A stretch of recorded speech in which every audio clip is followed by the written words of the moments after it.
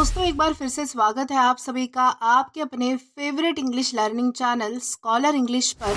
मेरा नाम है दीपिका कुमावत और मैं इस चैनल पर वेरियस कॉम्पिटिटिव एग्जाम्स के लिए इंग्लिश सब्जेक्ट टीच करती हूँ। तो दोस्तों आज की इस वीडियो में हम कुछ रूट वर्ड्स डिस्कस करने वाले हैं जो कि सभी कॉम्पिटिटिव एग्जाम्स के लिए बेहद इंपॉर्टेंट है।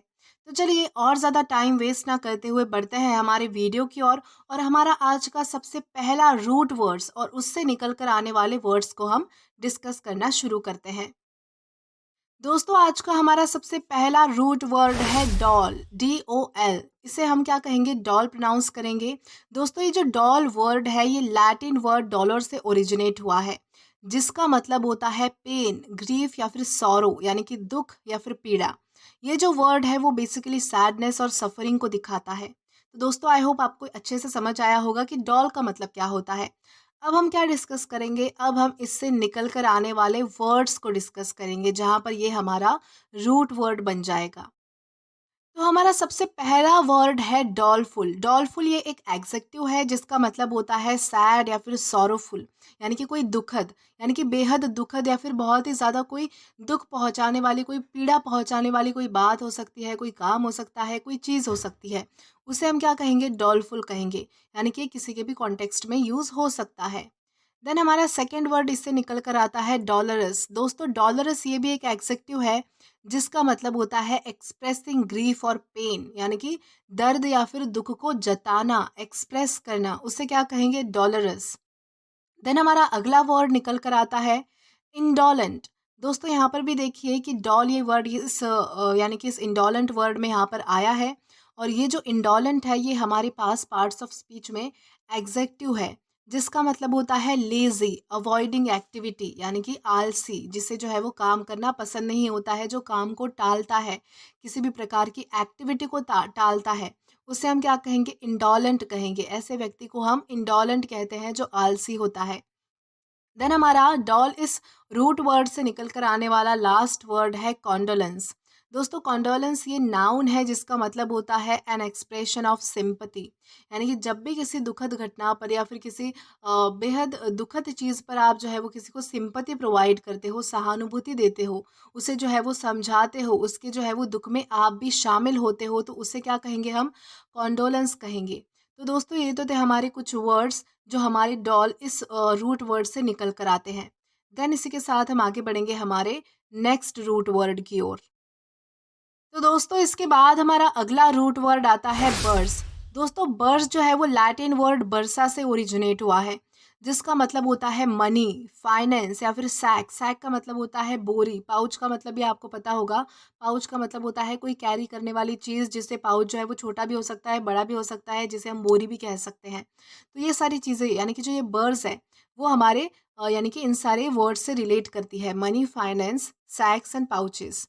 तो दोस्तों अब इनसे निकल कर आने वाले वर्ड्स को डिस्कस करेंगे। तो हमारा सबसे पहला वर्ड है डिसबर्स। दोस्तों डिसबर्स ये पार्ट्स ऑफ स्पीच में वर्ब है जिसका मतलब होता है टू पे आउट मनी, यानी कि भुगतान करना, चुकाना, पे करना, खर्च करना, यानी कि किसी को मनी देना, उसे हम क्या कहेंगे, डिसबर्स करना कहेंगे। यानी कि चुकाना किसी के पैसे, किसी के पैसों का भुगतान करना, उसे कहा जाता है डिसबर्स। देन हमारा दूसरा वर्ड निकल कर आता है रियम्बर्स। दोस्तों रियम्बर्स ये भी पार्ट्स ऑफ स्पीच में वर्ब है जिसका मतलब होता है टू पे back money that was spent, यानी कि खर्च किए गए पैसों को लौटाना। यानी कि किसी से आप जब उधार लेते हो, यानी कि किसी से आप जो है वो मनी, जब पैसे जब उधार लेते हो तब उन्हें वापस लौटाते हो, यानी कि वापस उनके पैसे जब चुकाते हो। टू पे back money that was spent, यानी कि जो खर्च किए गए पैसे आप चुकाते हो तो उन्हें क्या कहेंगे, हम रियम्बर्स करना कहेंगे। देन बर्स इस वर्ड से निकल कर आने वाला आज का हमारा लास्ट वर्ड है बर्जर। दोस्तों बर्जर ये एक नाउन है जिसका मतलब होता है a person who manages financial affairs specially in college और स्पेशली इन स्कूल और यूनिवर्सिटी।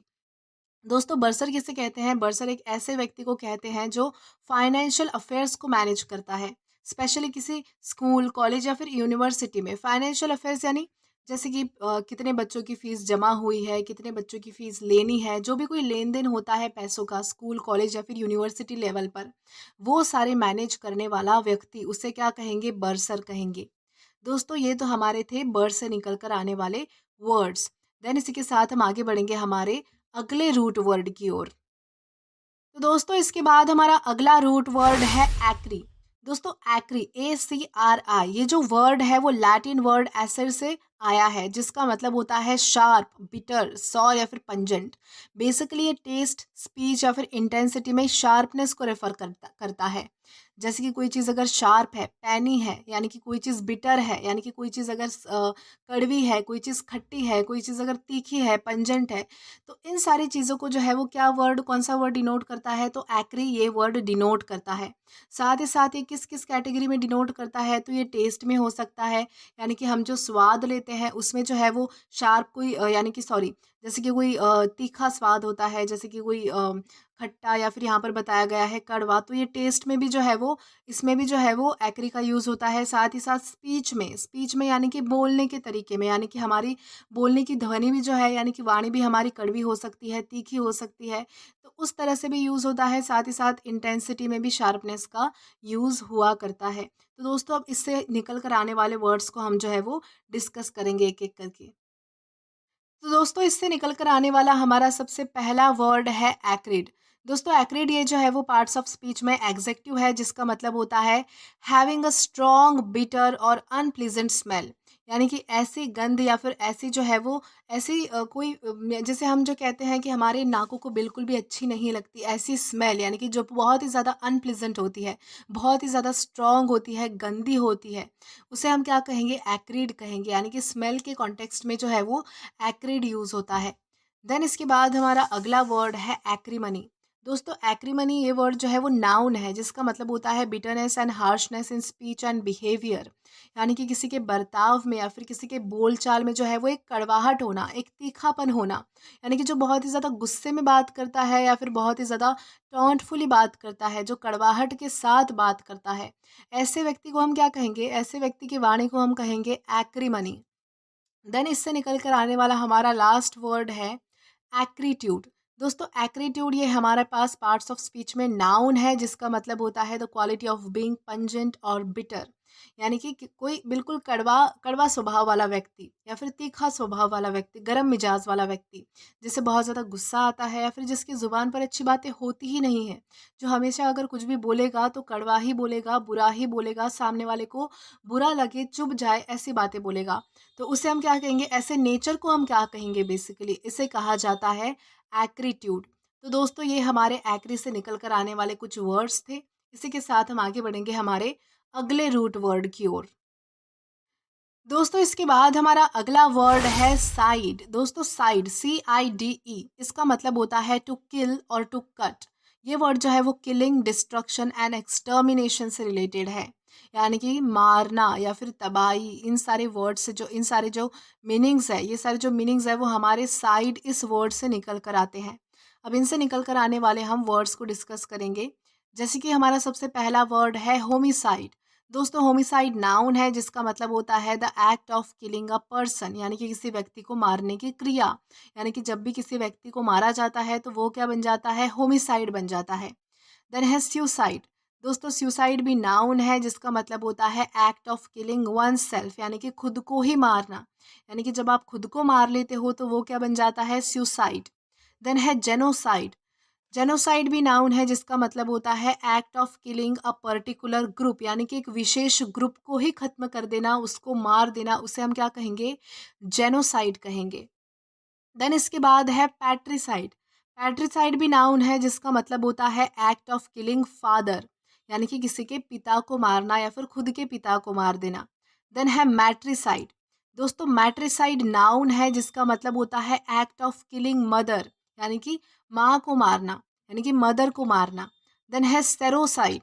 दोस्तों सेरोसाइड भी एक नाउन है, जिसका मतलब होता है act of killing one's sister, यानी कि किसी की बहन को मारना, यानी कि बहन की हत्या करना, उसे हम क्या कहेंगे, उसे हम कहेंगे सोरोसाइड। देन अगला है रेजिसाइड। दोस्तों रेजिसाइड का मतलब होता है किलिंग ऑफ अ किंग और रूलर, यानी कि यानी कि किसी राजा को मारना, शासनकर्ता को मारना, यानी कि जो व्यक्ति बिल्कुल एक्सट्रीम पावर पर होता है, सुप्रीम पावर पर होता है, ऐसे किसी व्यक्ति को मारना, उसे हम कहेंगे रेजिसाइड। देन इसके बाद हमारा अगला वर्ड आता है युग्जोरिसाइड। दोस्तों युग्जोरिसाइड ये भी एक नाउन है जिसका मतलब होता है किलिंग ऑफ वंस वाइफ, यानी कि पत्नी हत्या करना, यानी कि पत्नी को मारना, उसे हम कहेंगे युग्जोरिसाइड। देन इसके बाद है वर्मिनिसाइड। दोस्तों वर्मिनिसाइड ये एक नाउन है जिसका मतलब होता है a chemical use to kill rodents and vermin, यानी कि इसका क्या मतलब होता है, जो चूहे होते हैं, जो चूहे होते हैं या फिर छोटे छोटे जो जानवर होते हैं, कीड़े मकोड़े होते हैं, उनको मारने के लिए जो केमिकल यूज होता है उसे कहा जाता है वर्मिनिसाइड। और हमारा लास्ट वर्ड इससे निकल कर आता है फंजीसाइड। दोस्तों फंजीसाइड ये एक भी नाउन है जिसका मतलब होता है chemical use to kill fungi, यानी कि जो फंगस को मारने के लिए केमिकल यूज होते हैं उन्हें क्या कहा जाता है, उन्हें कहा जाता है फंजीसाइड। तो दोस्तों आई होप आपको साइड इस वर्ड से निकल कर आने वाले या इस रूट वर्ड से निकल कर आने वाले वर्ड्स आपको अच्छे से समझ आए होंगे। देन इसी के साथ हम आगे जाएंगे हमारे नेक्स्ट रूट वर्ड की ओर। तो दोस्तों इसके बाद हमारा अगला रूट वर्ड आता है कायरो। कायरो ये जो वर्ड है इसका मतलब होता है हैंड या फिर मैनुअल वर्क या फिर प्रैक्टिस इन्वॉल्विंग हैंड्स। कायरो का क्या मतलब होता है, हाथ होता है या फिर ऐसा कोई काम जिसमें हाथ की मदद लगती है, यानी कि ऐसा कोई काम जो हाथ से किया जाता है, या फिर मैनुअल वर्क यानी कि जो हाथों से काम होता है उसे हम क्या कहेंगे, कायरो कहेंगे। इसका मतलब होता है कायरो। अब इस रूट वर्ड से निकल कर आने वाले हम वर्ड्स को डिस्कस करेंगे। दोस्तों हमारा सबसे पहला वर्ड है कायरोपॉडी। कायरोपॉडी ये एक नाउन है जिसका मतलब होता है medical treatment of feats and hands, यानी कि हाथ और पैर से रिलेटेड मेडिकल ट्रीटमेंट, यानी कि ऐसी मेडिकल फील्ड जिसमें जो है वो हाथ और पैरों से रिलेटेड जो है वो प्रॉब्लम्स को ट्रीट किया जाता है, ऐसी मेडिकल ट्रीटमेंट को हम क्या कहेंगे, कायरोपॉडी कहेंगे। देन इसके बाद हमारा अगला वर्ड आता है कायरोप्रैक्टर। दोस्तों कायरोप्रैक्टर ये एक नाउन है जिसका मतलब होता है a specialist in treating joint and muscles pain using hands, यानी कि ऐसा स्पेशलिस्ट, ऐसा डॉक्टर हम जिसे कह सकते हैं जो अपनी हाथों की मदद से जो है वो जॉइंट्स और मसल्स के पेन को रिलीफ पहुंचा सकता है, यानी कि उनको ट्रीट कर सकता है। ऐसे डॉक्टर को हम क्या कहेंगे, ऐसे स्पेशलिस्ट को हम कहेंगे कायरोप्रैक्टर। देन इससे निकल कर आने वाला हमारा अगला वर्ड है कायरोप्रैक्टिक। कायरोप्रैक्टिक ये भी एक नाउन है जिसका मतलब होता है a system of treatment focusing on spinal adjustments. Chiropractic का क्या मतलब होता है, कायरोप्रैक्टिक एक ऐसा ट्रीटमेंट होता है जिसमें हमारा जो स्पाइनल होता है पीछे, उसे जो है वो ट्रीट किया जाता है, उसे एडजस्ट किया जाता है, यानी कि उसे जो है वो ठीक किया जाता है। यानी कि ऐसा सिस्टम या फिर ऐसा ट्रीटमेंट जिसमें जो है वो स्पाइनल एडजस्टमेंट्स पर फोकस किया जाता है, उसे हम क्या कहेंगे, कायरोप्रैक्टिक कहेंगे। देन इसके बाद हमारा अगला वर्ड आता है कायरोग्राफी।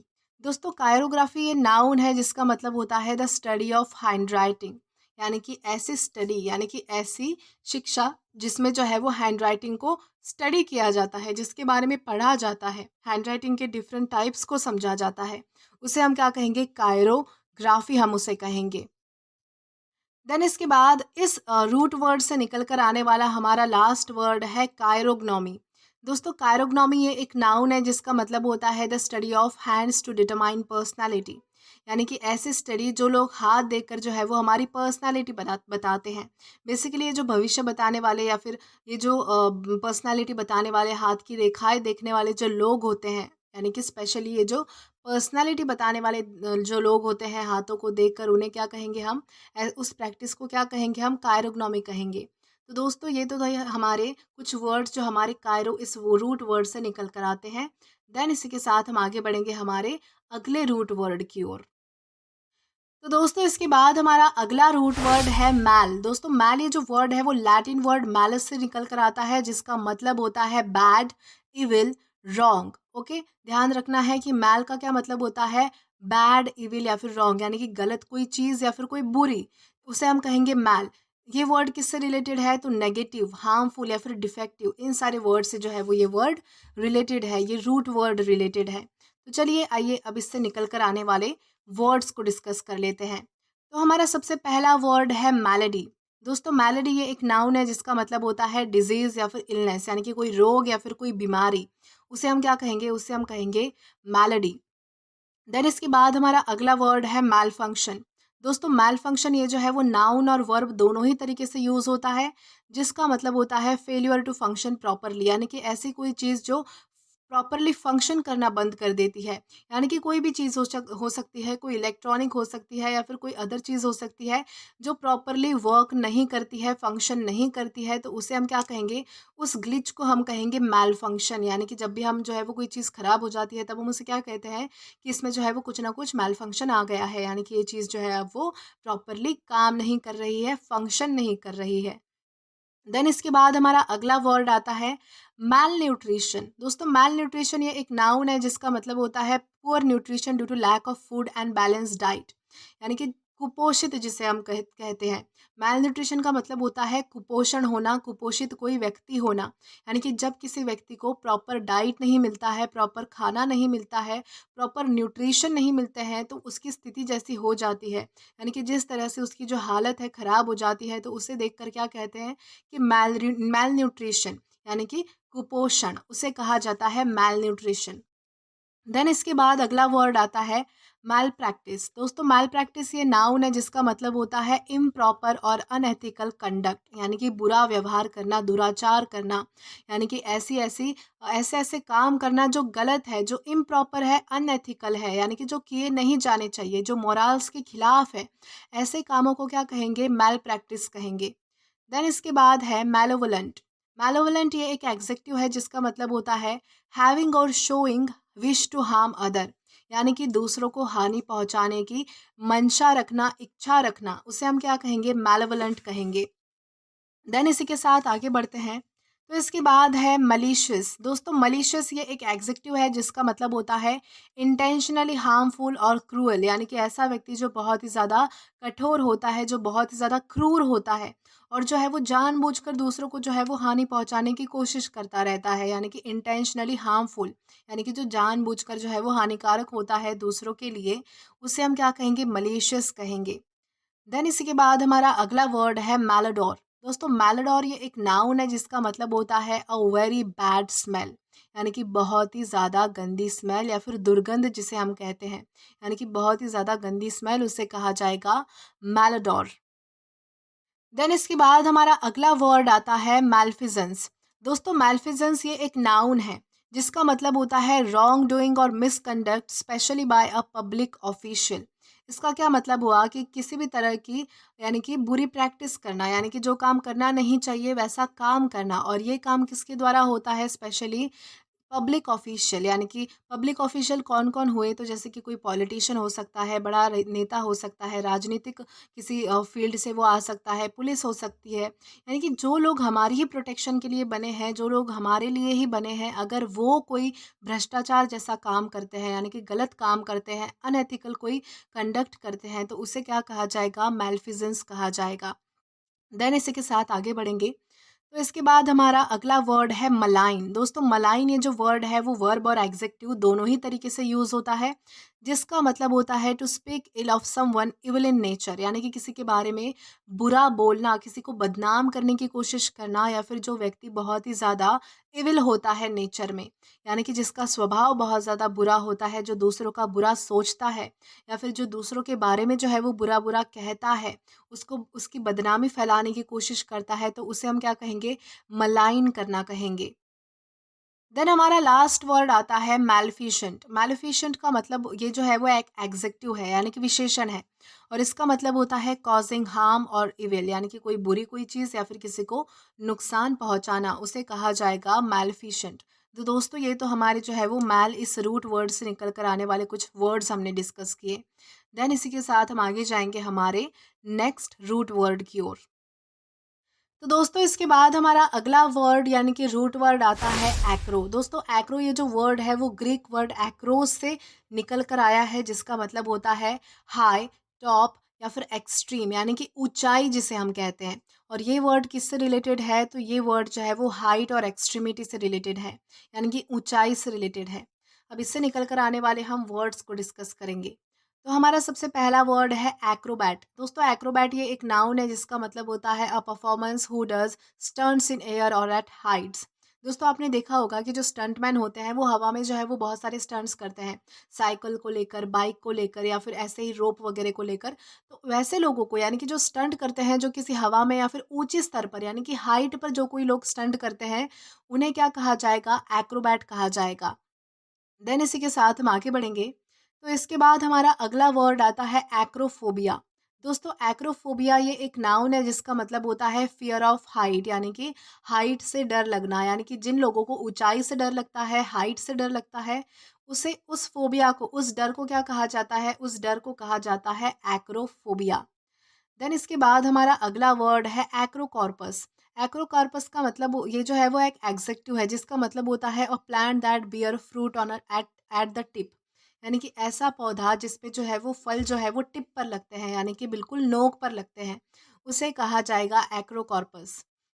देन इसी के साथ हम आगे बढ़ेंगे हमारे लास्ट वर्ड की ओर। तो देन इसके बाद हमारा लास्ट वर्ड है एक्रोबैटिक्स। एक्रोबैटिक्स ये एक नाउन है जिसका मतलब होता है जिम्नास्टिक फीट्स और स्टंट्स। यानी कि जिम्नास्टिक से रिलेटेड कोई फीट्स करना, कोई स्टंट्स करना, यानी कि जिम्नास्टिक से रिलेटेड कोई स्टंट्स करना, उसे क्या कहेंगे? एक्रोबैटिक्स कहेंगे। तो दोस्तों ये तो थे हमारे एक्रो इस रूट वर्ड से निकल कर आने वाले कुछ वर्ड्स। देन इसी के साथ हम आगे बढ़ेंगे हमारे अगले रूट वर्ड की ओर। तो दोस्तों इसके बाद हमारा अगला रूट वर्ड है एम। दोस्तों ए एम, इसे जो है वो एम कहते हैं, जिसका मतलब क्या होता है? लव, फ्रेंडशिप या फिर अफेक्शन, यानी कि प्यार, दोस्ती या फिर लगाव। तो इन सारे कॉन्टेक्स्ट में जो है वो ए एम, ये जो रूट वर्ड है वो यूज़ होता है। अब इससे निकल कर आने वाले हम वर्ड्स को देखेंगे। दोस्तों हमारा सबसे पहला वर्ड है एमोरस। दोस्तों एमोरस ये एक एग्जेक्टिव है पार्ट्स ऑफ स्पीच में, यानी कि विशेषण है जिसका मतलब होता है शोइंग और एक्सप्रेसिंग लव, यानी कि प्यार दिखाना या फिर प्यार जताना, उसे कहा जाएगा एमोरस। देन इसके बाद है एमिकेबल। एमिकेबल का मतलब होता है फ्रेंडली या फिर पीसफुल, जो कि एग्जेक्टिव है। फ्रेंडली या फिर पीसफुल यानी कि मिलनसार नेचर वाला, यानी कि जो सबसे घुल मिल जाता है या फिर जो शांत स्वभाव का होता है, उसे कहा जाएगा एमिकेबल। देन इससे अगला ही वर्ड हमारा निकल कर आता है एमिएबल। दोस्तों एमिएबल ये एक एग्जेक्टिव है जिसका मतलब होता है प्लेजेंट या फिर गुड नेचर्ड। यानी कि प्लेजेंट यानी कि कोई शांत स्वभाव वाला व्यक्ति, या फिर गुड नेचर यानी कि बहुत ही अच्छा जिसका बिहेवियर होता है, जिसका नेचर बहुत अच्छा होता है, ऐसे व्यक्ति को हम कहेंगे एमिएबल। देन इसके बाद हमारा अगला वर्ड है अमैच्योर। दोस्तों अमैच्योर ये जो है वो नाउन और एग्जेक्टिव दोनों ही तरीके से यूज होता है, जिसका मतलब होता है a person who loves an activity but is not a professional. यानी कि नौसिखिया जिसे हम कह सकते हैं, यानी कि ऐसा कोई व्यक्ति जिसे काम करना तो पसंद है लेकिन वो उस काम में प्रोफेशनल नहीं है, यानी कि स्किलफुल नहीं है, निपुण नहीं है। ऐसे व्यक्ति को हम क्या कहेंगे? अमैच्योर कहेंगे। यानी कि नौसिखिया जो नया नया किसी प्रोफेशन में आया हो, उसे जो है वो अमैच्योर कहा जाता है। देन इसमें हमारा लास्ट वर्ड आता है पैरामोर। दोस्तों पैरामोर ये जो वर्ड है इसका मतलब, ये जो नाउन है, इस सबसे पहले तो ये पार्ट्स ऑफ स्पीच में नाउन है जिसका मतलब होता है अ सीक्रेट लवर। यानी कि इस ऐसा लवर जो सीक्रेट है, यानी कि जो लोगों के सामने नहीं है, यानी कि ऐसा कोई प्रेमी या फिर प्रेमिका जिसे हम कह सकते हैं जो सीक्रेट है, उसे कहा जाएगा पैरामोर। देन इसी के साथ हम आगे बढ़ेंगे हमारे नेक्स्ट रूट वर्ड की ओर। देन इसके बाद हमारा अगला रूट वर्ड आता है एन। दोस्तों ए एन, इसका मतलब होता है नॉट, विदाउट या फिर लैकिंग, यानी कि किसी चीज़ का अभाव होना। जब कोई चीज़ किसी चीज़ के बिना होती है, यानी कि ये जो बिना है वो जो है वो एन इस वर्ड को डिनोट करता है। जैसे कि वर्ड्स है हमारे, सबसे पहला वर्ड है अनारकी। दोस्तों अनारकी ये जो है वो नाउन है जिसका मतलब होता है एब्सेंस ऑफ गवर्नमेंट और लॉ। यानी कि ऐसी कोई जगह जहाँ पर जो है वो गवर्नमेंट नहीं होती है, यानी कि सरकार नहीं होती है, या फिर लॉ यानी कि कानून नहीं होता है। यानी कि जो जगह बिना कानून के, बिना सरकार के, बिना गवर्नमेंट के, यानी कि बिना लॉ के है, उसे क्या कहा जाएगा? अनारकी कहा जाएगा। देन इसके बाद सेकंड वर्ड है अनेमिया। दोस्तों अनेमिया ये एक नाउन है जिसका मतलब होता है lack of red blood cells in body. यानी कि जब आपकी बॉडी में रेड ब्लड सेल्स यानी कि आरबीसी बिल्कुल कम हो जाती है या फिर बिल्कुल ही नहीं होती है, तो उसे क्या कहा जाएगा? उस बीमारी को कहा जाता है अनेमिया। देन इसके बाद हमारा अगला वर्ड है एनेस्थेटिक दोस्तों, एनेस्थेटिक ये जो है वो नाउन और एग्जेक्टिव दोनों ही तरीके से यूज़ होता है, जिसका मतलब होता है a substance that remove sensation और पेन, यानी कि ऐसी कोई चीज़, यानी कि ऐसी कोई दवा या फिर ऐसी कोई चीज़ या फिर ऐसा कोई सब्सटेंस जो हमारी बॉडी से सेंसेशन या फिर पेन, यानी कि हमारी बॉडी में जो महसूस करने की क्षमता है, यानी कि सेंसेशन को ख़त्म कर देता है, या फिर पेन को, यानी कि दर्द को ख़त्म कर देता है, तो उसे क्या कहा जाएगा? एनेस्थेटिक। देन इसके बाद है एनोनिमस। दोस्तों, एनोनिमस ये एक एग्जेक्टिव है जिसका मतलब होता है विदाउट अ नेम और आइडेंटिटी, यानी कि जिसका कोई नाम नहीं होता है, जिसकी कोई पहचान नहीं होती है, ऐसी चीज़ को हम क्या कहेंगे? एनोनिमस कहेंगे। देन इससे निकल कर आने वाला हमारा लास्ट वर्ड है अनहाइड्रस। अनहाइड्रस ये जो है वो एग्जेक्टिव है जिसका मतलब होता है लैकिंग ऑफ वाटर और मॉइस्चर, यानी कि ऐसी कोई चीज़ जिसमें पानी का अभाव होता है या फिर नमी का अभाव होता है, यानी कि मॉइस्चर का अभाव होता है, उसे कहा जाएगा अनहाइड्रस। देन इसी के साथ हम आगे बढ़ेंगे आज के हमारे लास्ट रूट वर्ड की ओर और जानेंगे कि उससे निकल कर आने वाले कौन से वर्ड्स हैं। दोस्तों, आज का हमारा लास्ट रूट वर्ड है क्लीन। दोस्तों, CLIN ये जो वर्ड है वो लैटिन वर्ड क्लाइन से ओरिजिनेट हुआ है, जिसका मतलब होता है टू लीन, बेंड या फिर टू स्लोप, यानी कि झुकना, किसी चीज़ के प्रति झुकाव होना, उसे कहा जाएगा क्लीन। तो इससे निकल कर आने वाले वर्ड्स को डिस्कस करेंगे। तो सबसे पहला हमारा वर्ड है इंक्लाइन। इंक्लाइन ये जो वर्ड है वो वर्ब और नाउन दोनों ही तरीके से यूज़ होता है, जिसका मतलब होता है टू लीन और bend in a particular direction, यानी कि किसी पर्टिकुलर डायरेक्शन में झुकना, बेंड हो जाना, उसे हम कहेंगे इंक्लाइन। देन इसके बाद हमारा अगला वर्ड है डिक्लाइन। डिक्लाइन का मतलब होता है टू डिक्रीज, यानी कि कम होना, और ये जो है वो वर्ब और नाउन दोनों ही तरीके से यूज़ किया जाता है। देन इसके बाद हमारा अगला वर्ड है रिक्लाइन। दोस्तों, रिक्लाइन ये एक वर्ड है जिसका मतलब होता है टू लाई और लीन बैकवर्ड, यानी कि पीछे की तरफ झुकना, यानी कि पीछे की तरफ जो है वो बेंड होना, पीछे की तरफ जो है वो सहारा लेना, उसे हम क्या कहेंगे? रिक्लाइन कहेंगे। और लास्ट हमारा वर्ड है क्लिनिकल। दोस्तों, ये जो क्लिनिकल वर्ड है वो हमारे क्लीन इस मेन मीनिंग से थोड़ा अलग है, और ये एक एग्जेक्टिव है जिसका मतलब होता है रिलेटेड टू मेडिकल ट्रीटमेंट और ऑब्जर्वेशन, यानी कि ये वर्ड किससे रिलेटेड है? तो मेडिकल फील्ड से रिलेटेड है, यानी कि जो भी कोई चीज़ मेडिकल ट्रीटमेंट से रिलेटेड होती है या फिर ऑब्जर्वेशन से रिलेटेड होती है, उसे हम जो है वो क्लिनिकल कहते हैं।